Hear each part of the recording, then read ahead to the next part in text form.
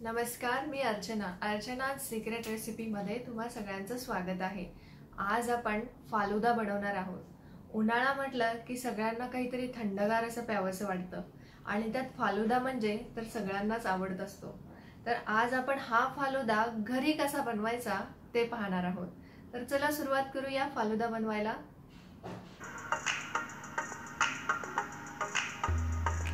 फालुदा बनवण्यासाठी सगळ्यात आधी आपण शेवया शिजवून घेऊयात। इथे मी जाड शेवया घेतल्या आहेत, तुम्ही तुमच्याकडे असणाऱ्या कोणत्याही शेवया घेऊ शकता। त्याआधी मी 1 ग्लास पाणी उकळण्यासाठी ठेवलं होतं। पाण्याला उकळी आल्यानंतर आपण या शेवया पाण्यामध्ये घालूयात, मिक्स करून घेऊयात आणि आपल्याला या शेवया 3 ते 4 मिनिटं शिजवून घ्यायच्या आहेत। आपल्याला जास्त शिजवायच्या नाही आहेत या शेवया। 3 ते 4 मिनिटं झाली की आपण गॅस बंद करूयात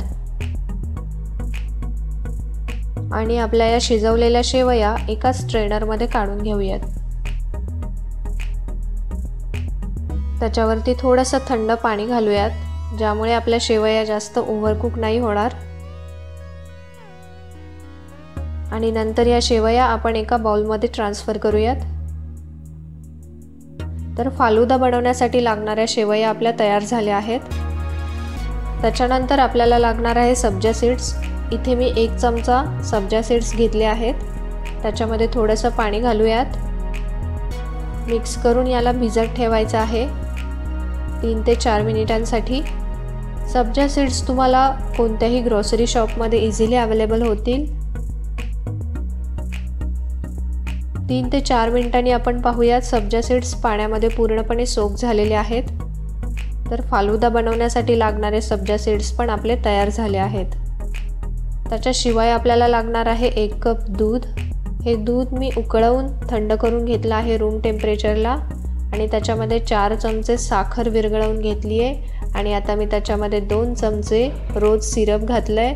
मिक्स करून घेऊयात याला आणि फालुद्यासाठी लागणारं आपलं स्वीटन मिल्क देखील तयार झालंय। आता आपण फालुदा बनवण्यासाठी 1 सर्विंग ग्लास घेतला आहे। त्याच्यामध्ये सगळ्यात आधी 2 चमचे रोज सिरप घालूयात।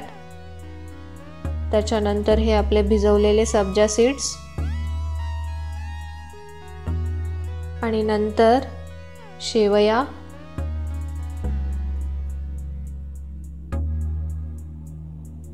आणि त्याच्यानंतर एका स्पूनच्या सहाय्याने आपण स्वीटन मिल्क या ग्लासमध्ये ओतूयात। सावकाशपणे ओतायचं आहे आणि आता सगळ्यात शेवटी आपण आईस्क्रीम घालणार आहोत या स्वीटन मिल्कमध्ये। इथे मी व्हॅनिला आईस्क्रीम घेतलंय, तुम्ही तुमच्या आवडीचं कोणतंही आईस्क्रीम घेऊ शकता। थोडेसे ड्राय फ्रूट्स आणि सगळ्यात शेवटी थोडंसं रोज सिरप अशा प्रकारे ड्रिझल करूयात आईस्क्रीम वरती आणि अर्थातच हा आपला फालुदा पिण्यासाठी तयार झाला आहे।